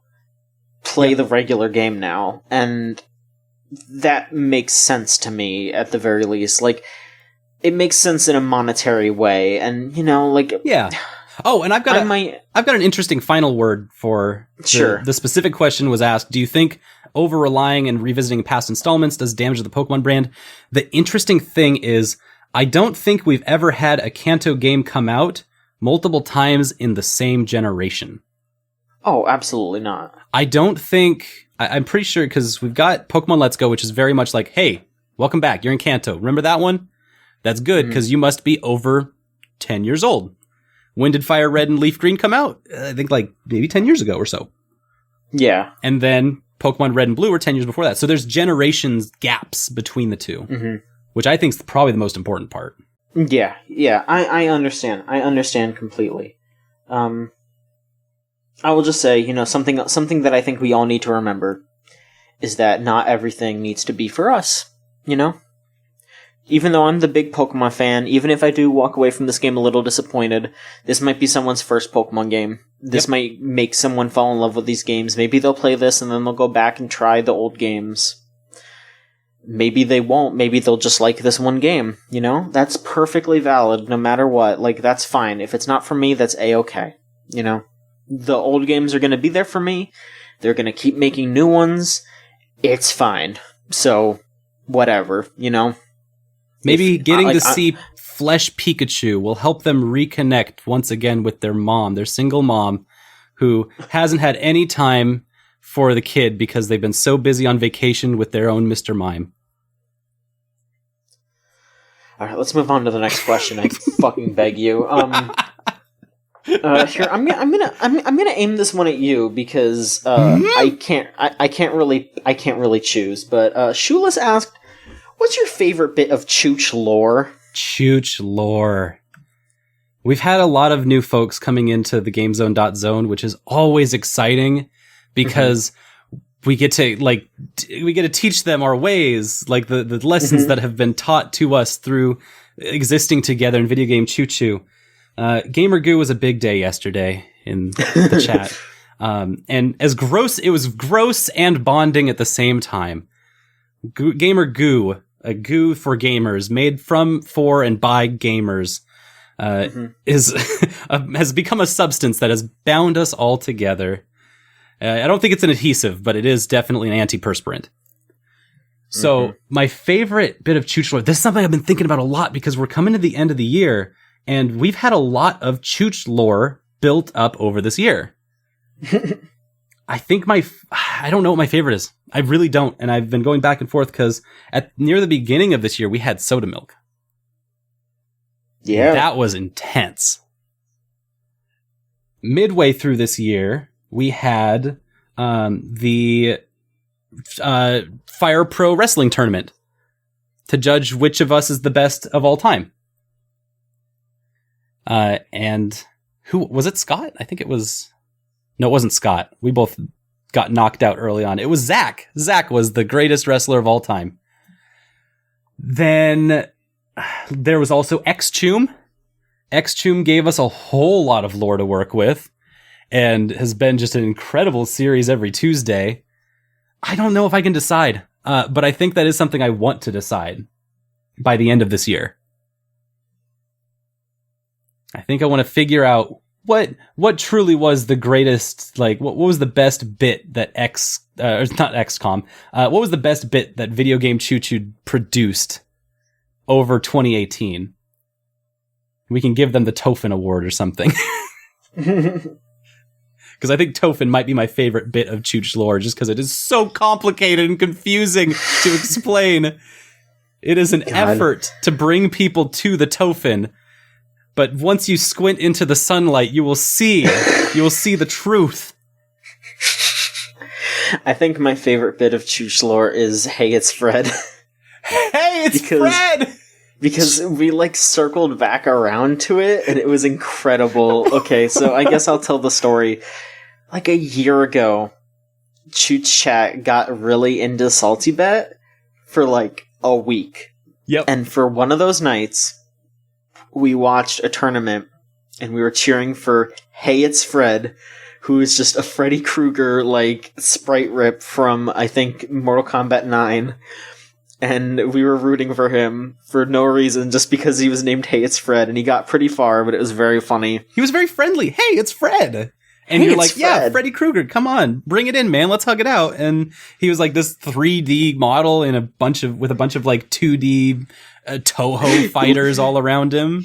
He looks like shit, and it's great. He looks like shit, and he rips your soul out and kicks you, and We love him.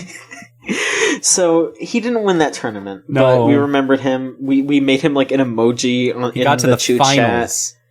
Yeah, he was an emoji in our Chooch chat, and he was just something that we would make reference to here and there. But then we got really into Salty Bet, 2 weeks ago, maybe? Yeah. It's something that we watch every night now in the voice chat. We're just oh, there's a tournament. Let's go hang out in the voice and watch Salty Bet tonight. Which is very fun. But one night, I think it was like a Halloween tournament. Hey, it's Fred was in it. Of course, happy Halloween. He won by the fucking skin of his teeth, and it was the hypest shit we'd ever seen. He won the entire tournament in the 10th round. He went 10 rounds. We sat there and watched that in the voice chat, and we were just screaming about, hey, it's Fred. It was so much fun. We already had the super emote. Overpowered. Yeah, he beat this super overpowered Predalien character. Predator Alien.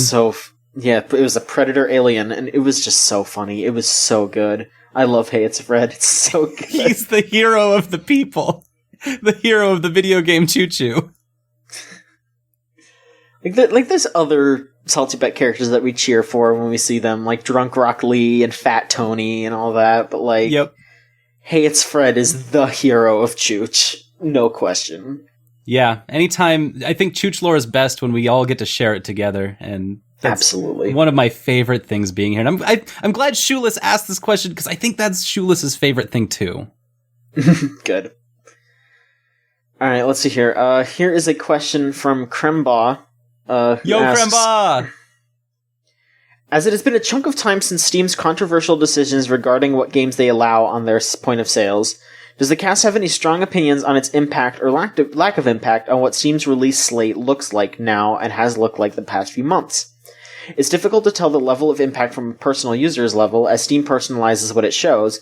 Therefore, are there any higher level metrics we can examine for this discussion? So, John, do you know anything about Steam's sales, like how their numbers look and how they decide what is on and what is off?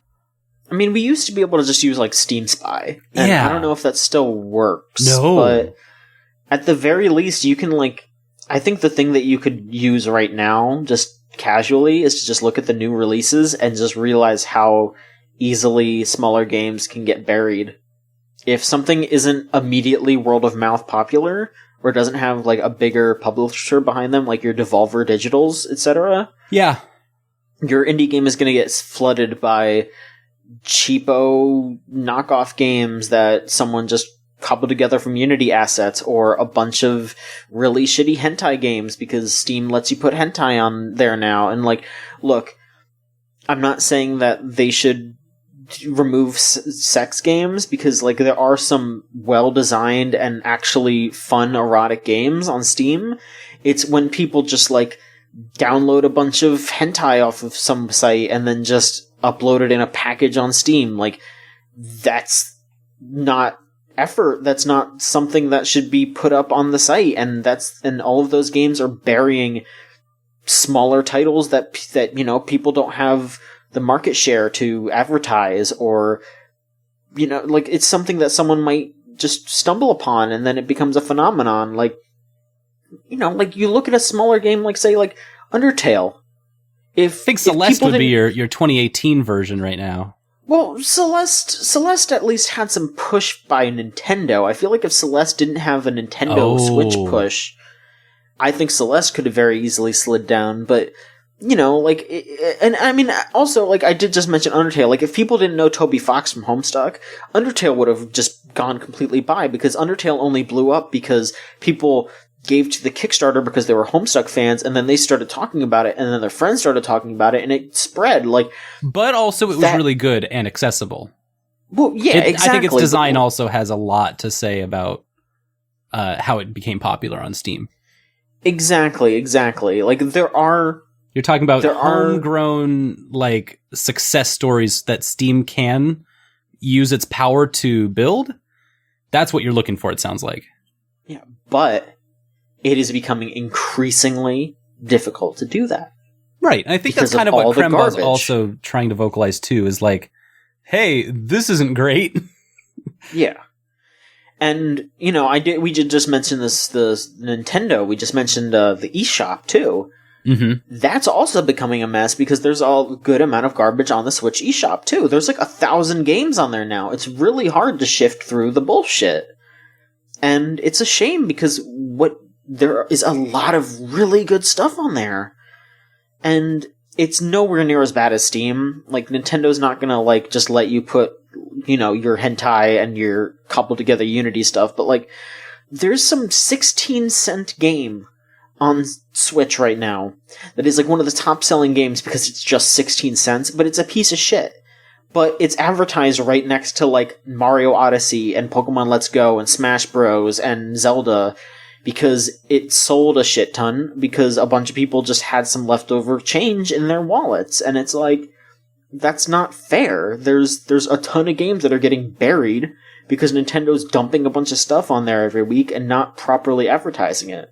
That's interesting. So from everything that you've said, there's actually a couple of impacts that it sounds like this is immediately having. The first one you mentioned was indie developers wanting to push their games are going to need to go to third-party publishers like Digital Devolver, and I think that was probably one of the most immediate effects that this is going to have.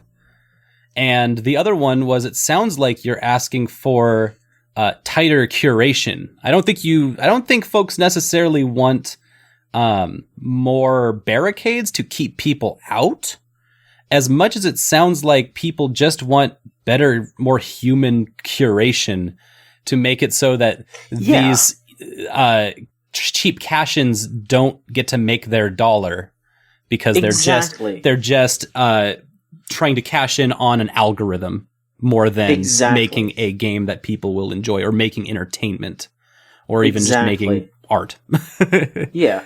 It's about curation more than anything. That's what it should be. And like I said, Nintendo's doing a little bit of curation. I don't think it's doing enough, but it's doing a little bit.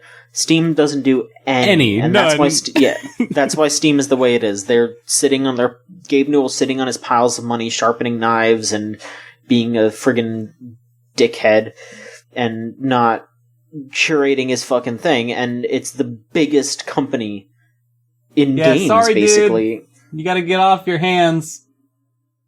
Exactly. That company needs to stop just sitting there and actually curate the games so indie devs can succeed, so people can actually eat, Curate the games. Curate the games. That's what needs to happen. We need curation. Alright. The Mighty Mighty Bosstones says, Snoop Doggy Dogg definitely smoked out Spyro when he made it to his crib, right? So, did you see the Spyro Twitter account? Please explain this to me. I definitely did. I mean, explain it. It was like 2 weeks ago. The Spyro Twitter account posted this video of a Spyro drone with a copy of the Reignited trilogy attached to it and just said, I'm making a cross-country trip to go deliver this copy of the Reignited trilogy to Snoop Dogg. Blaze it! Just out of nowhere.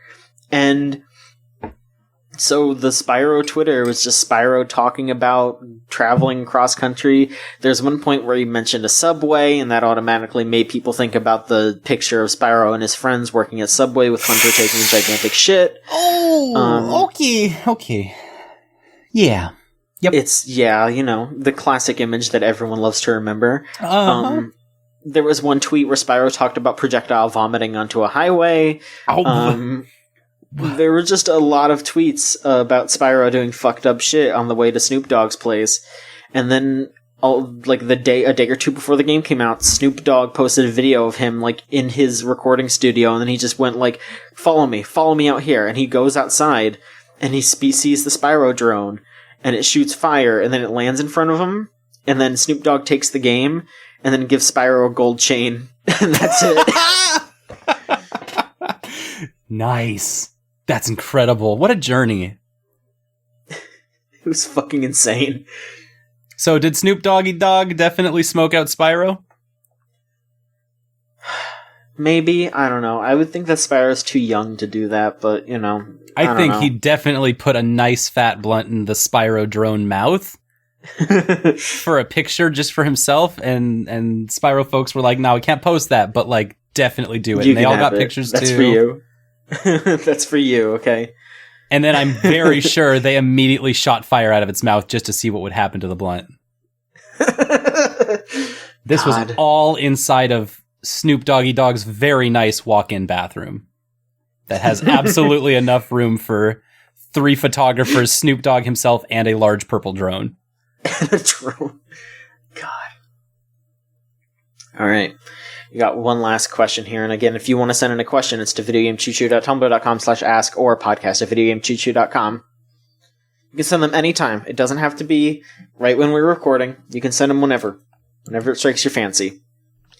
Harlequin Wheels asks, "Hey Chooch, in the latest Assassin's Creed, if you whistle for your horse, it always spawns 20 meters behind you. Considering how often you need a horse, waiting for it to run up every time started to get grating. So I figured out that if you turn your camera 180 degrees when running and then whistle, your horse spawns in front of you and you mount it immediately. So my question is, what's your favorite little time-saving tech in a game, and have you ever accidentally discovered one on your own?" That's a really cool tech. Yeah, I mean, that is really good, and if I do ever pick up Assassin's Creed Odyssey, that is something I will definitely do, but, I don't know. I mean, usually it's stuff that makes me feel like I'm going faster, I mean, I think you do actually move faster if you do the roll in Zelda, like in Ocarina of Time. I think you do actually move faster. There's the old rumor where if you press, B and down when you're catching a Pokemon, that makes it. Is all that every time. I mean, that works. I'm never going to hear otherwise that does not work. Do you think it works in Let's Go? Do you got to hold the button down when you throw the ball? You got to hold down all of the buttons and nubs on your Pokeball.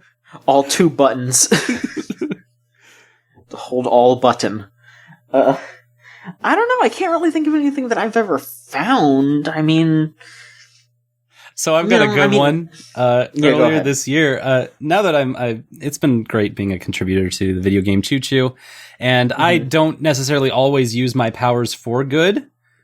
So a month ago, I messaged the developer of Luca because I was like, "Hey, I'm doing speed runs of your game, and I would like to skip the credits cutscene. Can we just skip the credits cutscene so that it'll save this run 20 minutes?" Sure. And he's like, "Yeah, okay, I'll do that for you." And so that's what he's working on now. Thanks, Colin.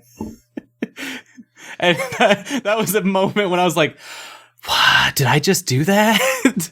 Is that allowed?" So now that's my new favorite time-saving tech is trying to drop 30... It's like about 20 minutes save if we don't have to watch through the entire credit sequence with all of the Kickstarter backers. And whenever we're doing a 100% run, because that involves seeing those credits 3 times. So, there you go. Yep, that's my thing. Yeah, your big strat is be a games writer and tell the games people what to do. Can you put this time-saving exploit in the game for me? Thanks. God. All right. Hey, I've got a question for you. Okay, yes. I got a question for you because I kind of want to know for what can we tease for next week? Do you have any games that you're playing this upcoming week? Any new games that you want to look at? I'm probably just going to keep playing Pokemon. Hell yeah. I will say, I don't...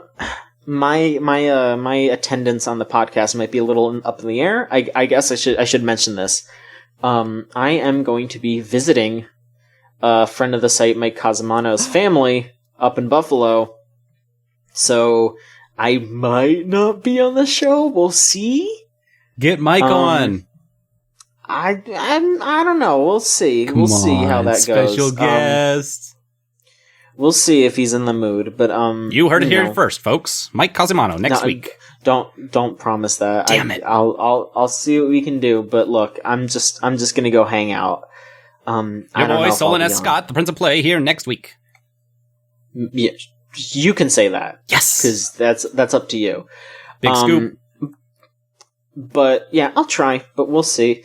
That also means I'm just gonna say I'm not gonna do a stream next week. I'm gonna skip out on that at least. But podcast maybe, stream no. But that's also just gonna give me some time to try to think of what game I'm gonna play next on the stream. Ooh, cool! That's really exciting. So stay tuned for that.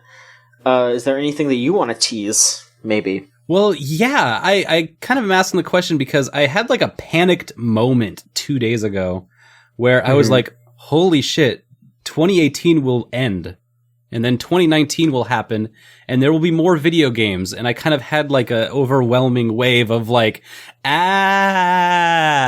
too many video games. And so I quickly wrote down a list of the games that I'm like, I need to play these before this year is over. And so that's kind of what I want to do this week, this upcoming weekend, because I've got holidays coming up and a lot's going on. And so Deltarune's the first one. I played an hour of it today and it was very cute. It was so adorable.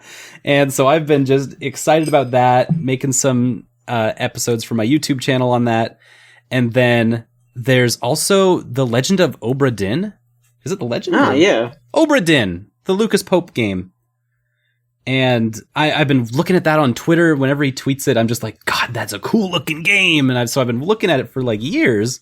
And then it finally came out and left. And I was like, oh shit, I got to put that on my list now because it's already came and gone. And I need to make sure I catch that before the end of this year. Exapunks, was that... I feel like that was No, Janie was hyping up Exapunks like 2 months ago on the podcast, and I have not stopped thinking about it since. So that's on my list, and so is Donut County. All right. Well, that sounds good. Yeah. And I'm like, I gotta get through all of this before the end of the year. Well, good luck with that. All right. Well then, let's do the standard spiel here. If you want to keep up with all the stuff that we're doing, you can follow us on Twitter at VGChooChoo. You can follow our Tumblr at videogamechoochoo.tumblr.com. You can join our Discord server, which is the gamezone.zone. If you type that into your web browser, that'll bring you straight to it. Come to me. It's a good place to hang out. We've been having a real good time lately with a lot of good folks. So please feel free to come in. Anyone can join. Nobody should feel worried or scared that you're gonna not fit in. We're just a bunch of wild motherfuckers that are just ready to chill. So it's all good. I would like to thank Magic Circuit. You've got this. You got this, John. I believe in you. I'd like to thank Magic Circuit and I guess also Melt Channel. Magic Circuit / Melt Channel for the use of our theme song Crush off of the album Magic is Real. If you want to listen to that album, go to meltchannel.bandcamp.com. And if you want to hear their new music, it's at magic-circuit.bandcamp.com. Nice. Wait, I think it's SoundCloud. Yeah, it's SoundCloud. magic-circuit.soundcloud.com. Ah, there it is. There it is. Which, Magic Circuit's a Fate reference. That's pretty funny, isn't it? It always comes back to Fate. Yeah. Extremely fucked up. And if you enjoy this podcast and the other stuff that we do, go to patreon.com/VGCC and feel free to donate some money. Just $1 will get you access to our anime podcast early and anything else that we end up working on. And that should do it. Chuchigatari. Yeah, Chuchigatari. Unlimited Train Works on Toonami. Yes! I wish we were on Toonami. I would love to have Tom on. Not the voice actor, actual Tom. Literal Tom from Toonami on it. Yeah. Tom, the robot. Yeah. Alright, well that's it. That's it. Thanks for being on, and we'll be back next week with another episode of the Video Game Choo Choo Podcast. Thanks, So John. long.